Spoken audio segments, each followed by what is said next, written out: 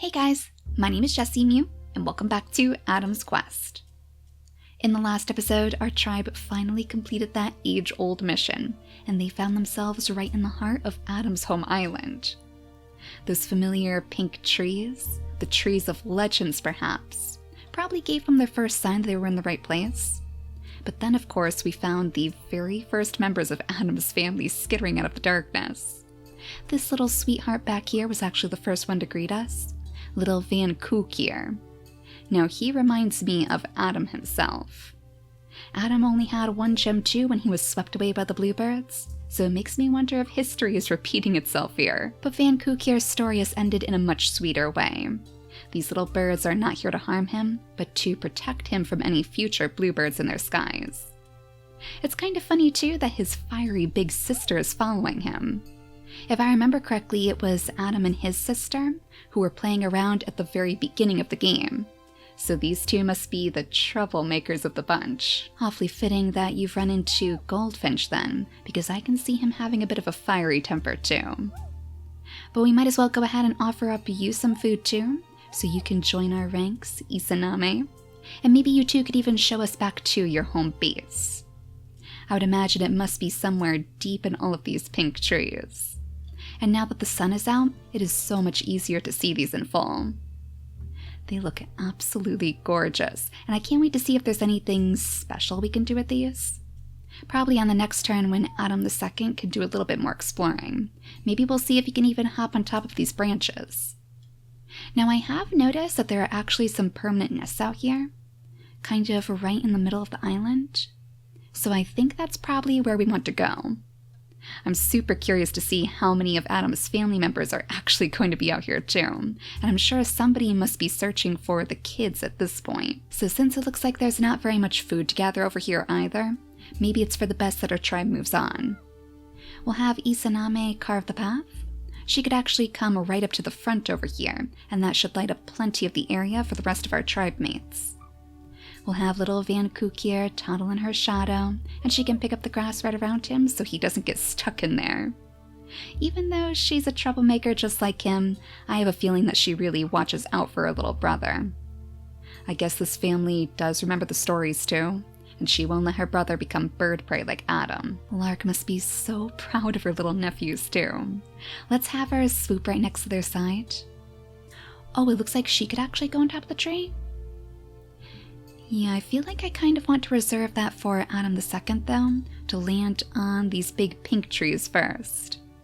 But at the same time, finding a perch for her might not be a bad thing. Deep down, she must be feeling very, very lost.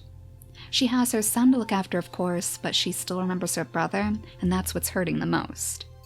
They finally made it here after all, and he was the only creature who was left behind, so he didn't get the chance to see it with his own eyes. So as she flutters over to her nephew's sides, I wonder if she would notice the stump in the distance, covered by all of these weeds, of course. That's nothing that she can't handle. Maybe she's even hoping that if she sings out loud enough, her brother might hear her from the previous island. Maybe she's hoping that he's still fluttering out over the sea somewhere, trying desperately to catch up with them, and all he needs is a little song to lead him in the right direction. Now we've moved around so much, I wonder if we can find anybody else out here? Nope, it's still looking pretty quiet, so they must all be in the heart of the territory. Only the little babies were brave enough to see who was knocking on their door. Little Goldfinch, let's have you swoop after Izanami? Oh, have we found her mother? Oh, you were lurking. Malami? Okay, and she has the round ears and her inactive traits too. Oh, you look just like her. You have to be her mother. I think they even have the same stripe patterns. Oh, if only we could offer you up a little bit of food too. She must be so suspicious of these creatures. Who on earth have you dragged to our doorstep? But they're all very, very kind too, so you won't have too much to worry about. We'll offer you up some food too as soon as we find some more. Actually, Vanu, with your nimble fingers, you're probably pretty excited to go pawing up these shells in the water. And there are plenty of them out here too, leading all the way to the coconut trees. I wonder if maybe they would appreciate some coconuts for a snack? After all, Adam's family doesn't seem to be the best at cracking them open, so they would probably really appreciate his skill. Now as for you, Storm, the last one to move off of the ports. I'm sure he's probably just as excited, but he's also feeling pretty nervous. He's the only creature in our tribe who doesn't have the home island gene, so I believe that means that Adam's family isn't going to pay him any notice. He'll probably think that it's because of that Bergina snout, that they're just too afraid to get any closer. But for now, since he hasn't met anyone himself, I suppose he'll just sniff around for some roots to dig up. We could bring him out this way. You know, I'm starting to think that Adam's Island might not actually have any roots. I mean, look at this, it's completely bare out here so far. It seems like instead they're just relying on the normal berry bushes, and to be honest, I'm kind of surprised that these aren't full of toxic berries. You would think that Adam's family would be thriving on those, because they were always Adam's favorite snack. Though I suppose if they were a little bit more of a delicacy, then that would make sense too. Maybe he was happy to end up in a place where they weren't quite so rare. Now hang on a second. Do these trees actually let down little acorns too? Ooh, that's interesting. Maybe you do want to follow after the group then, Vanu. I'm sure that lark is probably calling you by now anyways, so let's have you scoot out of the water. We don't need you picking up any leeches. And you can come on over here to the base of the tree so we can investigate. Let's have Adam II soar on top of these branches, lining up the way to Izaname's mother. Oh, do you think she's going back to let the tribe know? It seems like she's trying to escape down this path almost. Izaname, maybe you could calm her down. You have your 3rd gem now too, so you have plenty of energy. Oh, she must be so frightened. I think she's probably in the grass over here. Yeah, she must be trying to grab some more berries. Oh, do you think maybe she was grabbing these for our tribe then? Maybe she does understand. Well, let's offer you up a little bit of food from your own daughter, a passing of trust perhaps, so she can tell you our tribe's full story. So as she clears out the grasses around her, you two can talk overnight? Oh my goodness, who have you sent skittering out of the darkness this time? Raise me? She has those round ears too. Oh, she must be coming over here to inspect the acorns. She's probably very, very curious about those nimble fingers of Vanu's. Well, let's go ahead and see if we can knock down some more of these acorns then. Yeah, this actually counts as an oak tree. Oh my gosh, they're just a different color of oak tree. That is so cool. Okay, so go ahead and knock down some more acorns for us, and we'll make sure that Vanu picks up each and every last one of these. Actually, you're probably going to have to work with our winged creatures if you truly want to pick up enough food. But at the same time, we might want to make sure that we get some more creatures with the nimble fingers in here soon. Otherwise, there are going to be too many acorns for you to crack open. It looks like she's awfully interested in Goldfinch too. Unless maybe she's trying her hand at cracking open the acorn under his feet. Why don't you go ahead and offer up some food, and then we'll have you two try to crack this open together. A little bit of teamwork ought to do the trick. Oh, it is very, very stubborn, and that has to have Goldfinch so frustrated. Here he is trying to impress his new lady friend, and he's just making a fool of himself. Well, he's not going to give up very easily. I'm sure he's going to stay right there until he finally cracks it open for her. So if you can fly on top of any of these trees, maybe that would be a good way for us to ease our way into the heart of the tribe. We'll have him flutter from tree to tree until we get over to these permanent nests, and then we can see if anybody is waiting inside there too. For the most part, it kind of seems like most of the family is hidden inside the grass right now. They're all still very, very cautious, but I suppose you can understand why. And speaking of family, Lark, I guess now is your chance to hop on over to the stump. Yeah, we'll have you sit right here. Ooh, lining up the way to the bunnies? Is that the first bunny that we've had on this island? Oh, there's another back here too. Oh, they are probably the biggest pests here, aren't they, Melaname? They are probably always stealing your berries. Well, come on over to this side and maybe you can show our tribe a thing or two about hunting. You guys must be expert bunny hunters at this point. We'll have Lark still use her turn to call out to her brother though. One last mournful song. But it seems like only the bunnies are listening today. So I guess it's finally time for you to move on. I could see her being the type to still wait by the shores, even until the very day that she passes. She only has 4 days remaining on her lifespan too, so the rest of this journey is going to be left in the hands of her nephews anyways. She was only here to really see them off. Well, looks like you've made one friend in the family, Storm. Lil Van Kook here is very curious about you. Maybe you two could do a little bit of exploring then. It's kind of funny too because even though he only has 2 gems, he almost looks just as big as Storm. I guess Storm really was the runt of the litter, but you would never know it with that eerie snout that he has. So far, Van Kook is the only one willing to look past it. So maybe instead of carving their way straight over to the nursery, they could veer off a little bit and play around in some of Van Kook's favorite places. I have noticed that we have plenty of wildflowers out here too, and this clearing looks like a pretty cool place to play around. I wonder if Storm would even figure that his roots might be out there too. So let's have Van Kook lead him off to the side, and the two of them can carve their pathways straight through the grass together. We'll have Van Kook pounce into the flower bed. Oh, startling another creature out from hiding. Little Rye way out here all alone in the clearing. This must be where she prefers to spend her time too. I wonder if she's a bit more of a shy creature then. Let's sniff around first just to see if maybe anybody was out here following her. Nope, it looks like she was probably the only one.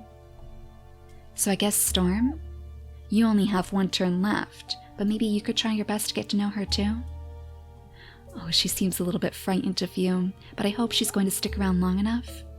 I feel like you two could probably make some pretty good friends. Oh, and another creature out here too. Every single one of these creatures so far, aside from the little baby, has been females. How strange. I wonder if that's because we brought so many males with us? So the game was trying to balance itself out when it spawned everybody in. Well, either way, I think we might be out of turns right now. So let's go ahead and skip the day again. We cross our fingers that our newest little friend is going to stay right by Storm's side. Yeah, why don't you go ahead and right off the bat, offer up a little bit of food to her. Gain her trust. As the little Van Kook here watches from the distance, oh, he can tell that there is a love blossoming between you two. As he rolls around the flowers, maybe he would even pass a little flower over to Storm, so he could offer it straight up to Rye, and the two of them can get to know each other overnight. So while these two are having their first shy conversation, maybe we could have Van Kook here slink his way into the grasses? I do want to see who the other creature was, and she was so close by too. She must be right around the corner here somewhere. Maybe trying to swipe up some more berries? Ooh, there you are. The golden matriarch of the island, perhaps? Seiko. She's the brightest colored creature we've seen so far. She is super, super pretty. Yeah, something tells me she must be the alpha of this island right now. The golden matriarch of the family. She was probably snooping around to make sure Van Kook was alright, though I suppose there's always the chance that she might be related to Rye as well. Maybe she wanted to make sure that her sister, her younger sister, wasn't getting into too much trouble out here. Since she is so skittish and shy, Seiko must worry about her a lot. And especially now that she's found herself friends with a Berryina, or at least as close to a Berryina that this tribe would know. Well, Storm, let's have you slip your way over here, and maybe you two can find something interesting in the grasses. Oh my gosh, you found some bunnies over here. But we've also had our first glimpse of a male on the island too. Oh no, he doesn't have the round ears and his inactive trait, so that's too bad. But he does look an awful lot like you, Van Kook here. I wonder if you two are related too. Duke New Duke. Oh, do you think perhaps he had eyes for Rye? But these strangers have destroyed his chances. And in a way, it seems Van Kook here has destroyed his chances too, because he was the one who helped Storm get closer to her. Well, we'll have to see if these two can share a nice romantic meal of bunny meat on this turn, because it looks like Rye still has one turn left to use. So maybe she can scoop up a bunny before it skitters away. And likewise, let's have Lark swoop after the bunnies over here. She can show off her grand hunting skills as well. It looks like Malami is watching, and I guess we could probably have her pick up the meat, because the Lark is going to leave a trail behind her like breadcrumbs, all the way over to the shore. Malami, you have probably never seen anybody hunt like this. Oh my goodness. Little one, were you in the sea? Oh, poor little Rira. I can't imagine there was anything down there for you. Good thing we pulled her out of the sea with our fantastic hunting skills. She must have been super impressed. I suppose there's always a chance that she heard Lark singing too, so that helped guide her way back home. But Rira is definitely not a fisher, and she wouldn't be able to crack open the shells either, so there is truly nothing but death waiting down there for you. Well, Malami, good thing you're around to greet her. She must be feeling so lost and confused, and apparently pretty hungry too. Looks like she might be trying to snatch that meat from under your toes. Well, I suppose we can spare a little bit of extra food for her. She was struggling out here in the waves after all, so goodness knows she needs her strength again. Now, Isaname, maybe you could go after your mother? If you jump over here, you should be able to pick up this meat just in time. One meal is fine, but two is a little bit greedy, Rira. It looks like she might be going after her own food now, though. Straight back to dry, solid land, so she can try to hunt down some bunnies of her own. Now, let's go back to Vanu. We'll have you go ahead and grab each and every last one of these acorns under your feet, but not the one that Goldfinch is guarding. He is in it for the long haul now. He is going to open up this acorn if it's the last thing that he does. We'll have Razmi go ahead and grab a few of these berries behind her, maybe clear out the grasses around them too, because while she can see that he is very clearly struggling, I guess his determination is kind of admirable. Maybe she finds it sweet that he's so invested. And that should just leave you, Adam II? Oh, and of course, you too, Rye. But it looks like our little bunnies may have skittered away. Oh my gosh. Oh, I saw those skeletons over there and I thought for a moment that maybe some of Adam's family had passed. I mean, granted, this is a pretty menacing sight. Do you think this might be their graveyard over here? Right next to the ports leading off of the island? I mean, it kind of seems like Adam's family aren't the type to explore, so I suppose it would make sense if they made a graveyard of the ports, just to deter anybody from venturing too far. And speaking of which, where did our little golden matriarch go? She must be somewhere out here in the grasses too. Well, maybe Adam II will be able to find her. He should probably be the one to speak to her anyways, since these two are the leaders of the tribes. So if we could have you flutter over to one of these trees? I guess this one will have to do. It looks like the other one was stuck in the darkness. And did I just see somebody move up here? Oh, I'm almost positive that I did. Wait a second, maybe you should flutter to this tree then? Yes! Oh, it's another little baby. Tavon, and yet again, the males don't seem to have the round ears in their inactive traits. Oh, that is super disappointing. I was hoping maybe we could pull that out of their genetics today. So swoop on down from your perch, Adam. We'll have you land right in front of this baby. Oh, you seem to have spooked him. He went straight off into the darkness. Yeah, I guess he's a little bit less adventurous than Van Kook. Those stories about the birds have just terrified the poor little guy. Now as for you, Rye, come on over here to the bunny burrow, and we'll see if maybe you two can get lucky on the next turn. Though to be honest, I think she might be trying to find a good place to settle down a nest of her own. Maybe these two could even start a family here on the outskirts. Since I'm sure she's already heard that her family doesn't seem to favor Storm too much. She would probably be afraid of what they would think of their family. Especially because Adam's family clearly doesn't like change. So let's go ahead and skip the day again, and cross our fingers that we can find the golden matriarch today. I think I did hear quite a few little creatures spawning though. Maybe little bunnies? Any that we can reach? Well, it looks like you two could probably work together to pick off some of the bunnies over here. But as for that mole, let's leave that up to Izanami. You can show your own skill at hunting too. Lark's wings might be better than anything they've ever seen, but they don't want to be completely shown up by the little bird. All of this must really be helping Lark move on too. Now she's not thinking so much about her brother. She still carries his memory in her heart, of course, and she still misses him dearly. But she's also found some really great friends here, and she knows that her final days on this island will be full of peace. Peace and hunting anyways, but I suppose she wouldn't have it any other way.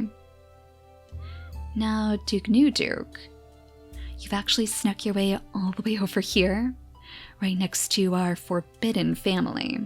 He must understand now that he truly has no chance. Maybe he was just trying one last time, coming over here to offer up a couple of little flowers to Rai too. But she is already about to build her nest right underneath these two trees. Let's have her skitter on over here. Oh, but the bunnies? Ooh, Van Kookir, do you think maybe you could grab this one? If you could scare it in the right direction? Oh, was that our little scaredy cat? I think it was. He ran straight to his family. He could probably smell them, of course. Oh, and Rira too?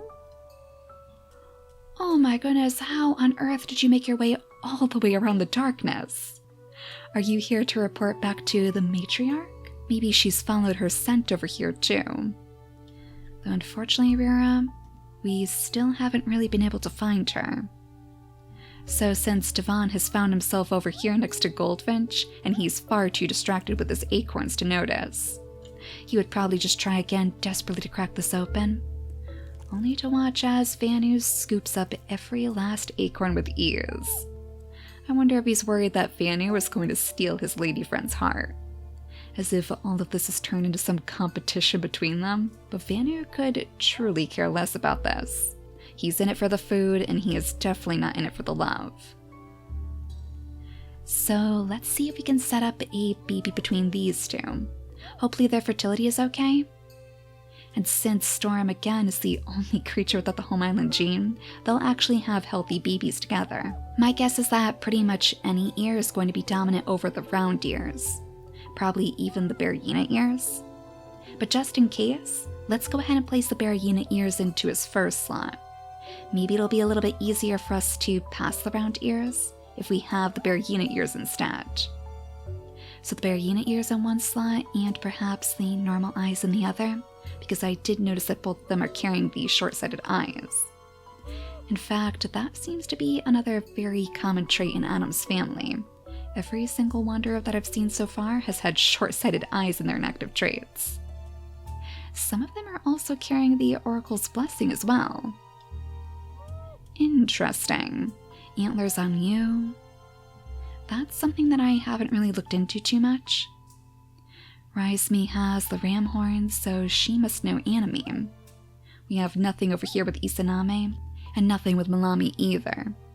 So Van Kookir is the only one with the Oracle genes. Maybe that's even why he was the first creature to greet us. He was only a baby at the time, but I wonder if he heard some little whispers too, leading him over to the shore so he could bring our tribe back to the family. Well, let's go ahead and have you two start your family. We're at the edge of the very same clearing where you met. I guess those wildflowers will always be a sweet reminder of that day. Maybe you could even ask little Van Kookir to go back and fetch one for you too. We'll scoot him right back here, and he can bring one back for your brand new baby in the morning. Now once again, all that is left is you, Adam. And we're still searching for the golden matriarch. So come on over here, stand proud atop the tree. I see you moving around there, Rira. You can't find the golden matriarch either, can you? She must be down here by the shore somewhere, unless she's just as fast as Rira. I don't know, it is awfully suspicious. But at least you have a little tree stump over here, so that should make it a little bit easier for you to spot her. She may have even drifted over to the graveyard. Do you think maybe she was trying to make sure that nobody's convincing her precious family to leave her? I wonder. That would explain why she was poking around this clearing too. She's clearly very, very suspicious about Storm. And I don't think this new baby is going to help the matter. Well, let's at least see what this new baby is going to look like. Our very first baby between our own tribe and Adam's family as well. Oh my gosh! Wait a second! Oh my goodness, he does have the little round ears! Oh, so they are more dominant than the Berryina ears. Oh, I was sure it was going to be so hard for us to pull that out of their traits. Not at all, though. Oh, he looks like a tiny little mouse. A bit of a menacing mouse with those poison fangs and the spiky body. But gosh, you are a sight to behold. How fitting that the first crossing of our tribes looks so unique like this. I only wish that he had the stripes on him, though at least he does have it in his inactive traits. You know, without the stripes, I wonder if maybe the matriarch won't accept him. All of this is probably going to be too much for her, but we have to give this little guy a special name, and I think I'm actually going to call him Mudslide. A bit of a strange name maybe, but his brown fur does definitely remind me of the mud, and he even has that digging paw too. So I could see him zipping all around this island, trying his best to live up to his father's work. Now as we have Storm finally jump back here to grab one of these bunnies, he can pick up the meat for his family. We'll have Van Kukia return with that flower in tow and pass it right into Rai's waiting paws. I could definitely see her decorating all of her nursery's nests with these little wildflowers, so it would set her nursery apart from the main camp. But the golden matriarch still evades us. Still not a trace of her to be found here. I just feel like our little ambassador should at least make some sort of contact with her. If she truly is their mighty leader, then these two need to talk before Adam is going to feel settled here. Oh, there she is! Hiding in the waves just as we figured. Oh, no wonder Rira was looking for her. It seems like these two had some very, very similar missions in mind. Oh, Seiko, you are one mysterious individual. It makes me wonder what you might be planning, or if there's anyone else we should be concerned about deep in the waves. So while our tribe may have finally completed their mission, and while they may have finally joined forces with Adam's family as well, giving us a brand new gene to work with, it's pretty clear that their story isn't completely over yet. This part of their journey might be done, this chapter's coming to a close, but someday in the near future, I hope that we can rejoin Adam's family again and start one completely new adventure. Thank you guys so much for sticking with me for all of this time. Over 100 episodes, over a year's worth of stories. This series has been my favorite to build with you, and it's going to be so sad to see it come to an end.